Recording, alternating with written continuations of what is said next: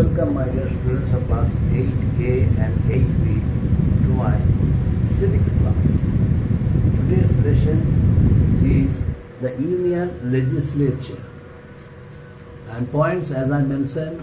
Point number one subheading is there, powers and functions of the Union Parliament.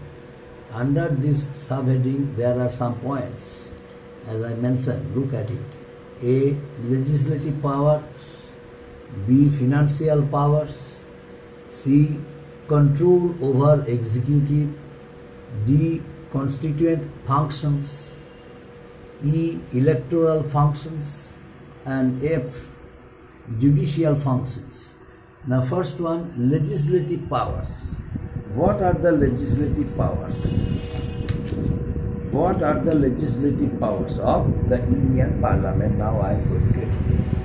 What are the legislative powers of the Union Parliament? You know, the Parliament can make laws in presence of the members of the House. In front of the members of the House, one proposal is sent to the Parliament by the Prime Minister or the ruling party head, and then it is passed in the House by taking consent from all political party leaders, and then ultimately it becomes laws of the country. So the Parliament can make laws on 97 subjects on the Union list and 47 subjects on the concurrent list. You know, there are two lists, Union list and concurrent list. Union list, on the Union list, the Parliament has the right to make law of about 97 subjects, and on concurrent list 47 subjects. On a subject in the concurrent list, both the Parliament and the state can make laws, but the law of Parliament suppresses the law of the state legislature. That means any state can pass any law from their own constituent assemblies. Any state can pass any law from its own constituent assembly, but the laws which are passed in the Parliament, this is most powerful than the laws passed in the legislative assembly under any state. That's why it is rightly said that law of Parliament surpasses the law of the state legislature. This establishes the superiority of the Parliament over the state legislature. This legislative control over the system of passing laws by the state legislature, you know, gives priority to the Parliament, or establish the Parliament to be superior to other organs of India. The Parliament has the residuary powers to make laws. Residuary power means it can make laws on subject which is neither in the Union list nor in the concurrent list, or not the state list. That means the Parliament can make any type of law without having its any provision with concurrent list, state list, and Union list. That means without having any list, without having any intimation about passing the list through concurrent Union and state list, the Parliament can pass any emergency law. This system of passing emergency law is known as residuary power of the Parliament. Residuary powers. Now, what are the Union list? Union list includes issues of national importance like defense, foreign affairs, posts, telegraphs, banking, currency, and others. The Parliament has the exclusive power of legislation over these subjects, means Union list. Besides, what is state list? State list includes matter important to the state like police, water supplies, irrigation, public health, agriculture, others. These subjects are exclusively under the state legislature, which means the state governments can enact laws on this matter. It is the matter of state list. And next one, concurrent list. What is concurrent?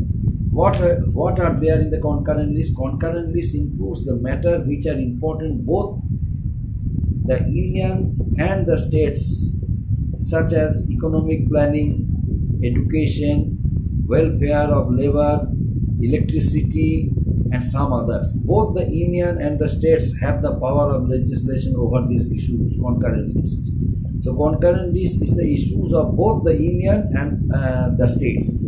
So both can pass, both of these two organs, union and state, can pass any type of law of equal importance. For example, economic planning, it is the part of both union and state. Education, it is a part of union and state. Welfare of labor, it is also a part of union and state. Electricity, it is also a part of union and state. So both these two organs, union and state, can exercise their powers over the issue of passing any law through concurrent list. Now, financial powers. Next point, financial powers. The Prime Minister, the national finances are managed by the Lok Sabha. It passes the annual budget for the financial year. Once the Lok Sabha passes the budget of the government or any other money related law, the Rajya Sabha cannot reject it.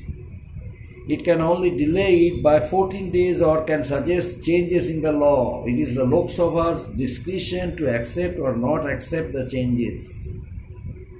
That means the national finances, the entire procedure of the national finances are managed by whom? By the Lok Sabha. Because Lok Sabha is more powerful than the Rajya Sabha, as I taught you earlier. It passes the annual budget for the financial year. Not only that, once the budget is passed in the house of the Lok Sabha, then Rajya Sabha has no right to reject it. Maximum 14 days it can delay the process, but finally it can give some suggestions over the issue of budget, but it cannot obstruct the way of passing the budget. In that case, the Lok Sabha's power is the main power. Lok Sabha's discretion to accept or not accept the changes. Whatever suggestion may be given by the Rajya Sabha to the Lok Sabha regarding the passing of budget, it is depending on the Lok Sabha to accept it or to reject it. That means Lok Sabha decides if it is rejected, if it is accepted or rejected. Now, control over executive. Next point, control over executive. The Prime Minister and the Council of Ministers can remain in office only till they enjoy the confidence of the Lok Sabha. They can be questioned by the Parliament about the policies of the government. That means the Prime Minister and the Council of Ministers are able to be a part of the government and can remain in office until they enjoy the confidence of the Lok Sabha.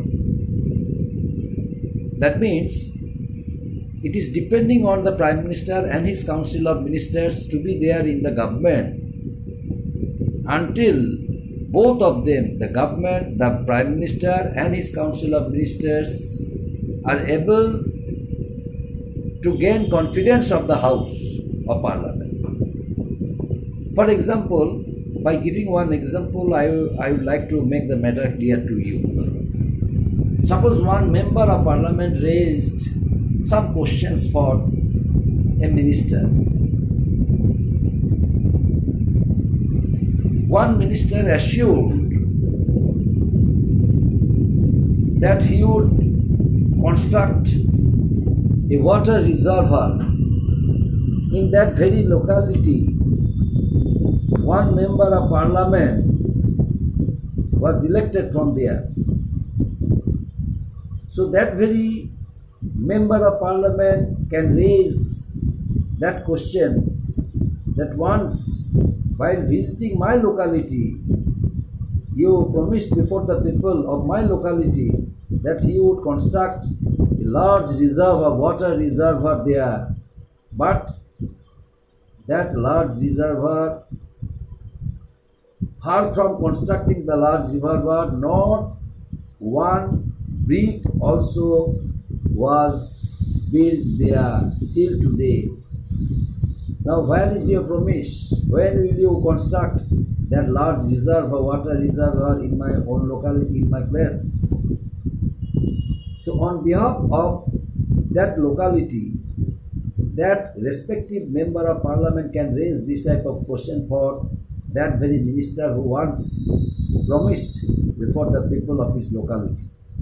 In that case, the minister has to answer with statistics whether he is going to construct a water reservoir in that particular area once he promised before the people.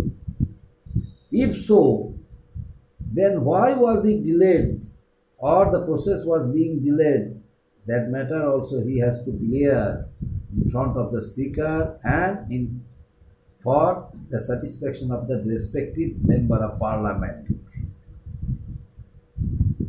So this is nothing but the confidence of the house. Suppose the minister avoided the question, the minister failed to answer, or the minister answered in the negative form. In that case, the house, the government, prime minister and his council of ministers will lose the confidence of the house. In that case, a proposal of no confidence motion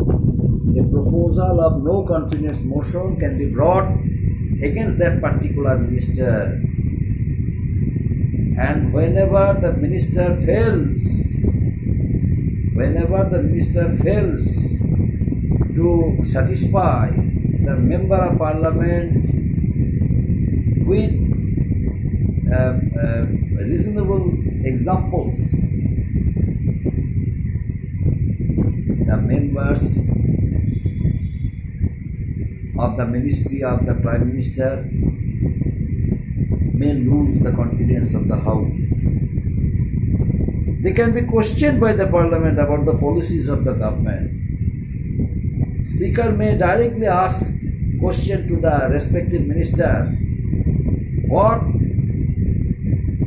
are their developmental policies? What policies have been taken by the government in order to provide facilities to the citizens of the country, or in order to make all-round development throughout the country? So this is nothing but policies of the government, and by this way the government may control over executive. And in a democratic form of government, there is a scope of being criticized by other one. And at the time when a minister or ministry, the whole ministry is being criticized by a member of parliament, the ministry has to prove it, that they are not liable to be criticized by any member of parliament. But it has to be done with necessary statistics and informations in front of the speaker, so that the speaker must have confidence on the government. The government must not lose their confidence in the house. Now, constituent functions. Constituent functions, what is this? Under Article 368, a bill to amend the constitution can be moved in any of the houses it needs to be passed by both the houses of parliament by a simple majority or by 2/3 majority of the houses in some specific cases. The government can amend the constitution. Suppose the government is going to amend the constitution under Article 368, but before amending the constitution, a process is to be maintained. What is it? A bill is to be sent to the House before any type of amendment of the constitution, and then that very bill can be moved in any houses, and then it needs to be passed by both the houses of parliament with simple majority or by 2/3 majority of the houses in some specific cases. And whenever the 2/3 majority passes the bill is liable to be an act, and then